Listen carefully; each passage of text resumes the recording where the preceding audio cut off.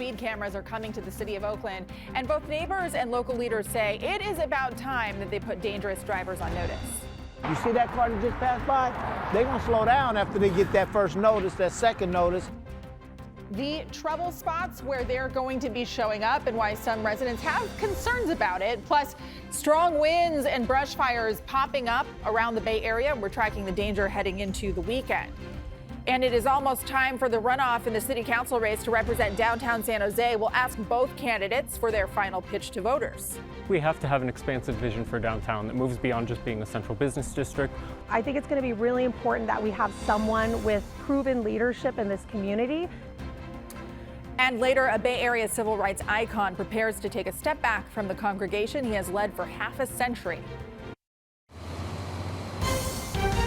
This is CBS News Bay Area with Juliette Goodrich.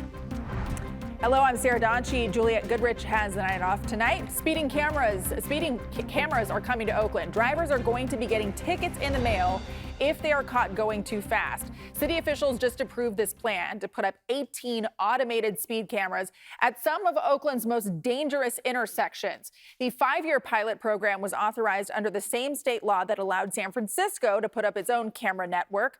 While the goal of the cameras is to save lives, opponents tell Lynn they have concerns about the extra surveillance. Transportation officials say the cameras will be installed in every district, including this location near the intersection of 73rd Ave and Cross. They say these are locations with the most documented speeding, and they're close to schools, senior centers, and commercial districts. Of the 18 locations that will soon get automated speed cameras, researchers found Hagenberger Road near Spencer Street has the most speeding drivers. They report 43% of daily vehicles drive at least 10 miles per hour over the posted speed limit. That's almost half the drivers. The speed limit here is 40 miles an hour. It's real busy, like you see, really dangerous. David Quintero Neves and his wife have lived at the corner of Hagenberger and Spencer for more than 30 years. He says most drivers treat Hagenberger like a freeway, sometimes going 70 to 80 miles per hour. He's always worried someone will lose control and crash into his home. We got used to see this kind of speeding around here, and there's no one doing anything much about it. The city hopes to slow people down by installing cameras near David's house. A recently passed state law allows Oakland and 5 other cities in California to install automated speed cameras. It's a stolen vehicle. Obviously, we can waive that citation, but if you've let somebody borrow your vehicle and they exceed the speed limit, you are responsible for their behavior. Jamie Parks, the Transportation Department Assistant Director, says anyone going 11 miles or more over the posted speed limit will get a ticket. Starts at $50. The higher the speed, the higher the ticket. No points on the driving record. On average, over 30 Oaklanders die every year in traffic crashes and hundreds are injured.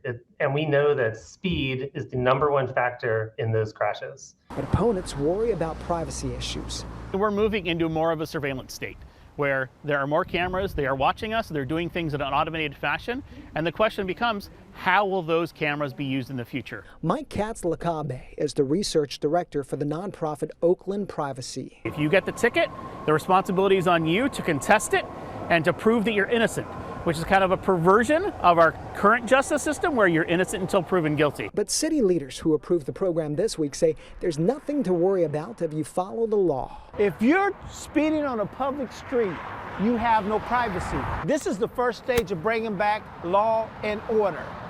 Law and order. As for the 85-year-old Quintero Neves, he supports the cameras and is hopeful for safer streets. It's gonna be less accidents. Transportation officials say the cameras will be up and running by this fall. There will be a 60-day warning period.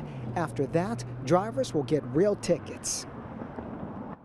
By the way, 18 cameras is the most Oakland is allowed to install, according to the state bill. Cities with more than 800,000 people are allowed to put in up to 33 cameras.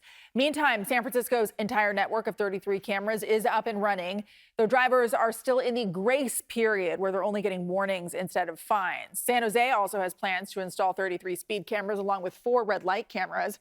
This is a map of the proposed locations in San Jose. The only problem, the $8.5 million federal grant is being held up by the Trump administration currently. A spokesperson for San Jose's transportation department told us the city attorney is dealing with that delay, and they hope to start putting up the speed cameras in the fall. The red light cameras are on track to go up next month. All right, turning now to the dry, windy weather that is putting fire departments on high alert across the Bay Area. Crews in Sonoma County are mopping up this brush fire that burned about 2 acres. This one broke out just before 3 p.m. on Goodwin Avenue in Penn Grove near Cotati. Firefighters were able to keep the flames from burning some nearby homes. No reports of any injuries.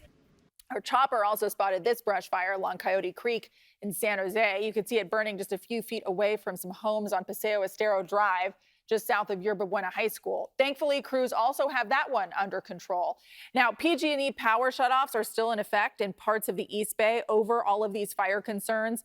We're going to show you now the current outage map. It's gotten a little bit more complicated since we checked on it yesterday. The purple areas in Contra Costa and Alameda counties are planned shutoffs that PG&E has deemed necessary for safety reasons.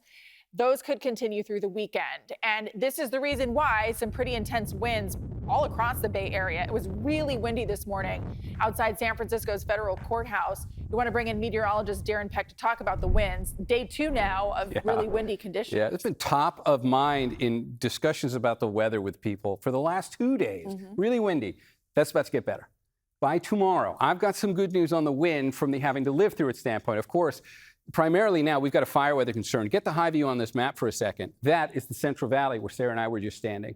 That's where the red flag warnings. Come over here. Altamont Pass. So as you trend over Altamont Pass, that's where we've had some of our worst wind gusts. We've been looking at winds up there that have been getting to close to 50 miles an hour. And when we visualize where the real problem is from a fire weather standpoint, look down the Diablo Range and all of those grassy hills. The deeper the shade of yellow you get, the higher the degree of concern is for that grass to catch fire. Take a look at the image up there. That's what it looks like back on those hills from Highland Peak. You get above 2,500 feet, vegetation still has enough moisture in it to be okay and not an overwhelming threat. But if you look at the area Sarah was just highlighting on that map, all of those locations are the grassy hills that surround the Tri-Valley, and then east of there out near Tracy. Below 2,500 feet, that's what it looks like out there right now. And that grass is bone dry. We need to get rid of the wind. And I've got some good news on that. When we get together again in the complete forecast, I'm going to walk you through the forecast in terms of the high resolution depiction. Right now, we're looking at the strongest wind of the day. And I'm going to pause it right there for a moment. When we get back together again, we'll play it through. I think you're going to like the way this map looks. A lot less color on it, a lot less wind. I'll have the whole forecast coming up in just a few minutes. For now, Sarah, back to you. All right, Darren, thank you so much. A legal tug of war over President Trump's deployment of National Guard troops down to our south in Los Angeles. Today, California's legal challenge was back in front of a federal judge in San Francisco. U.S. Judge Charles Breyer was asked to narrow his original ruling that temporarily blocked the Guard's deployment in Los Angeles. This comes after federal appeals court sided with the Trump administration, unanimously overruling Breyer's earlier decision to block the deployment. Law professor Rory Little says Judge Breyer now has to find a legal middle ground.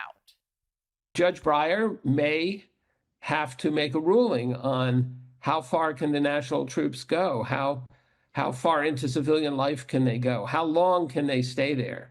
Can they stay there even when there seems to be no pressing need for them? For now, National Guard troops will stay under the control of President Trump. Governor Newsom says he will keep fighting this legal battle, which could potentially reach the U.S. Supreme Court. San Francisco's DA is announcing criminal charges against a man accused of running his car into a group of protesters last weekend at the No Kings March in San Francisco.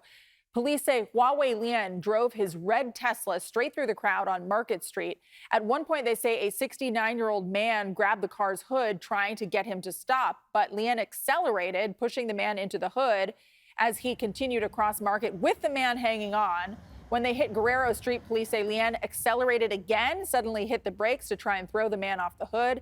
Then he ran over his foot. That man ended up with a head wound and 2 broken toes. Voters in San Jose will head to the polls this coming Tuesday to choose the next city council member for District 3. The seat was left open after former city council member Omar Torres was arrested and later pleaded guilty to child molestation charges. Gabby Chavez-Lopez and Anthony Tordillos are squaring off in a runoff to represent the district that includes much of downtown, San Jose State University, and the city's Japantown neighborhood. Devin Feely caught up with the candidates as they made a final push to reach voters. The finish line is in sight. In the closing days of the campaign, Anthony Tordillos and Mayor Matt Mahan are making their closing arguments together.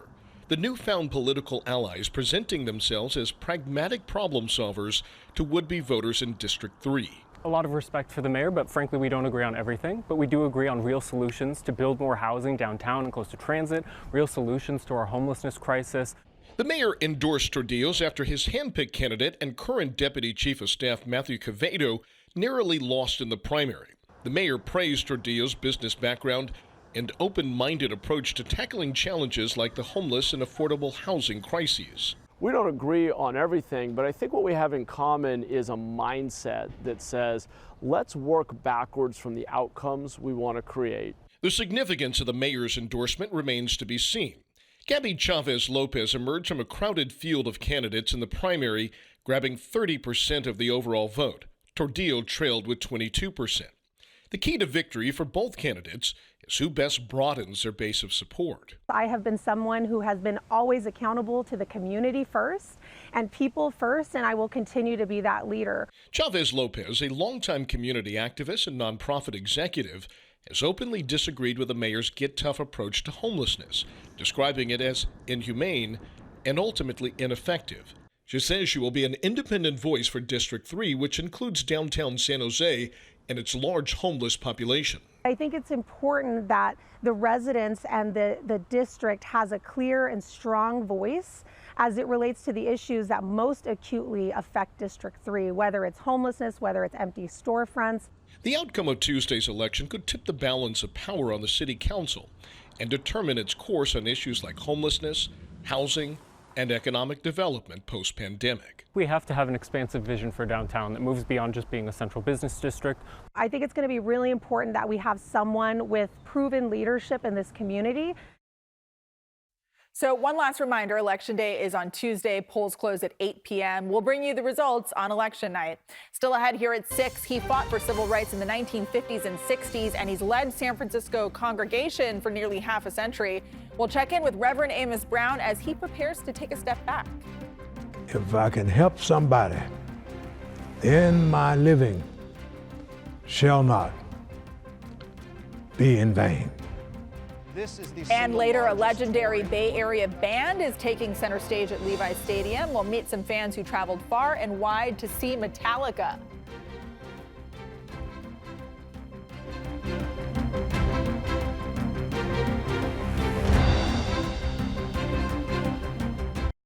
San Francisco's district attorney has charged a second man in an alleged anti-Semitic attack that injured 2 people. This happened early Saturday morning on Fillmore and Greenwich in the Marina.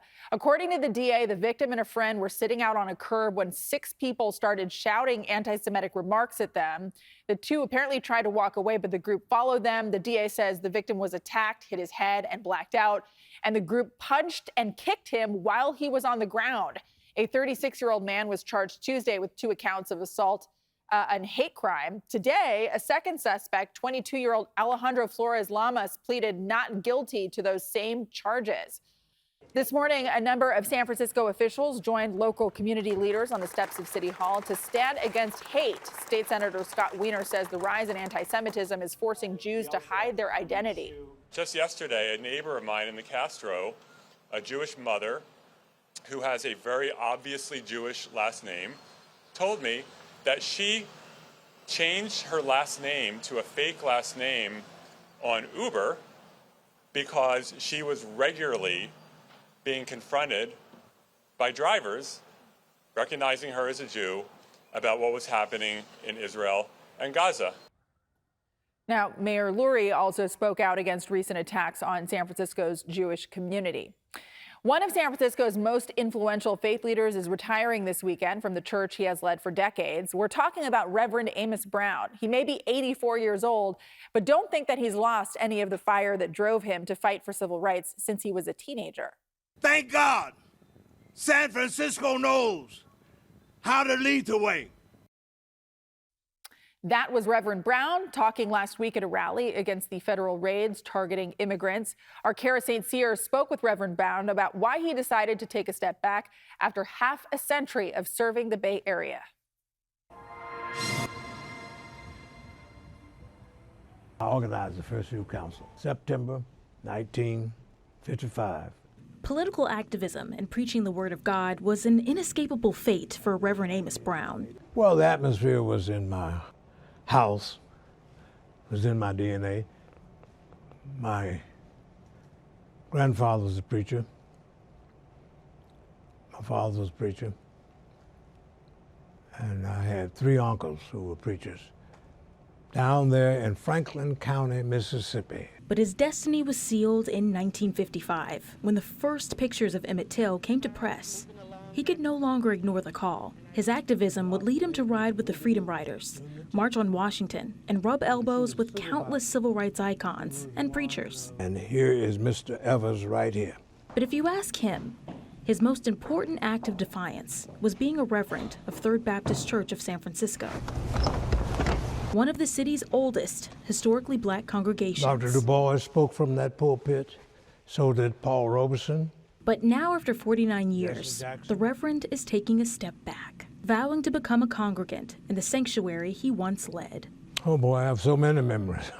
Reverend Brown's legacy here is a lengthy one. Under his leadership, the church established an after-school program, and they sponsored more African refugees than any local church in the nation in 1984. And this is just the tip of the iceberg. If I can help somebody as I pass along, then my living shall not be in vain. For now, he'll spend each Sunday in the fourth pew, the one he sat in nearly 50 years ago when he first joined the church. But don't be fooled. I sat right here. Retirement isn't goodbye. I will be pastor emeritus. He'll rest easy, knowing a job is complete, a destiny fulfilled.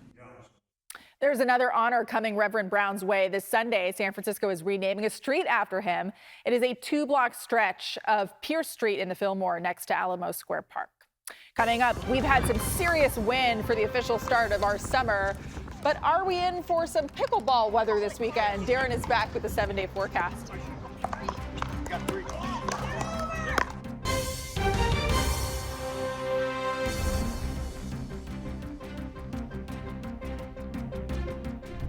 Okay, let's talk wind, Darren. It's still windy out there. It's loud. You can hear it. You can feel it, certainly. It's going to get better. Okay. So I'm going to show you how. First of all, why is it so windy out there? Good question. Take a look at the virtual map. Let's get the high view because I want you to be able to have the perspective on here.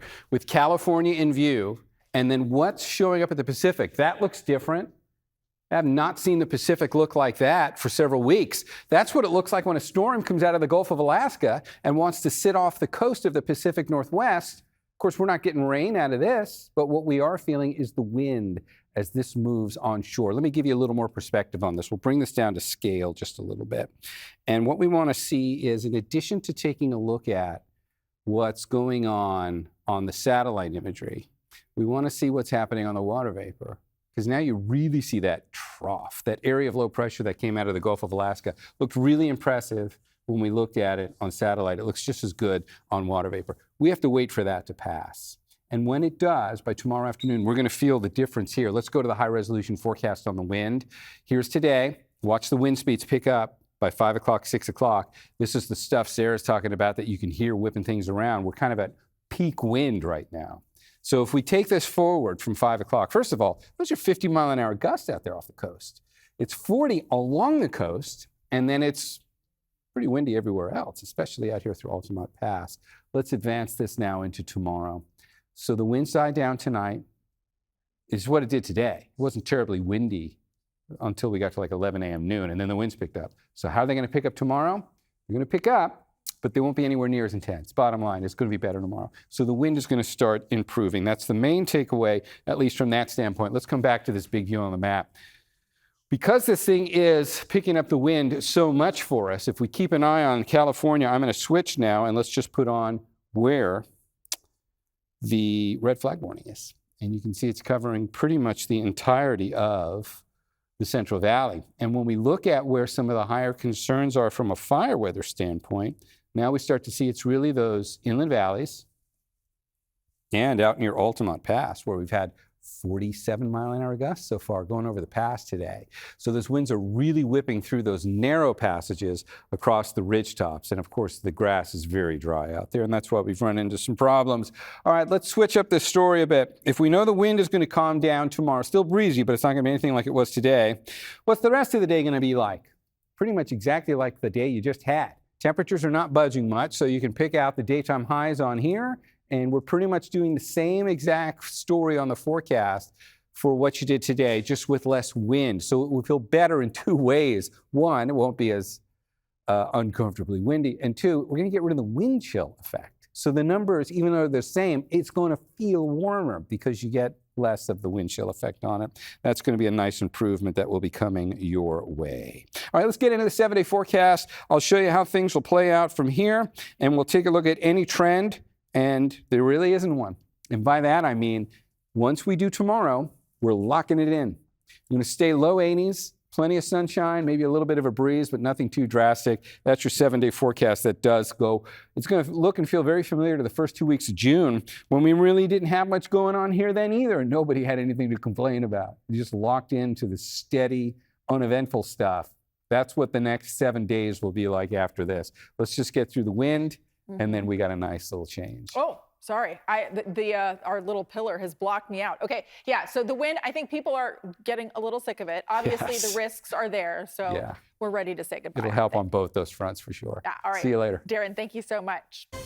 When we come back, a rockin' weekend at Levi Stadium. We'll check in with fans who came from all over for a chance to see none other than Metallica.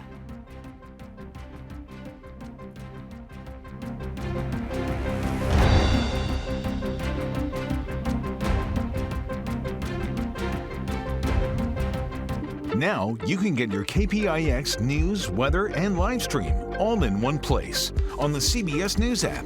Download it free today.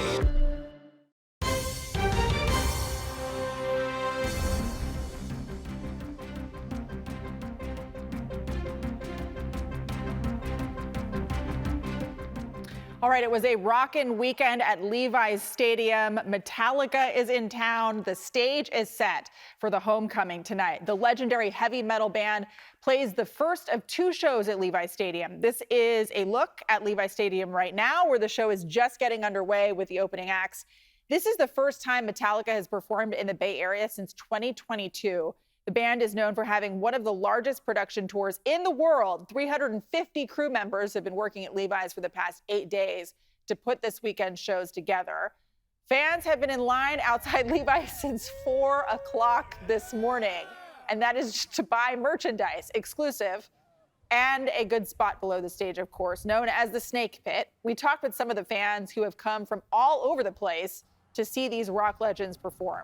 I flew in from Massachusetts. A group of us flew in. This would be the 5th show that we've seen this year. From Lake Tahoe. Oh, okay. So, you know, me and my buddy here, we came from quite a ways to go ahead and see Metallica here. Anthony also told us tonight will be his 5th Metallica concert this year, not of all time, just this year. It's a dedicated fan right there. The CBS Evening News is coming up next on KPIX. Local news continues on our streaming service, CBS News Bay Area. We are right back here in 30 minutes with CBS News Bay Area at 7. I'll see you then.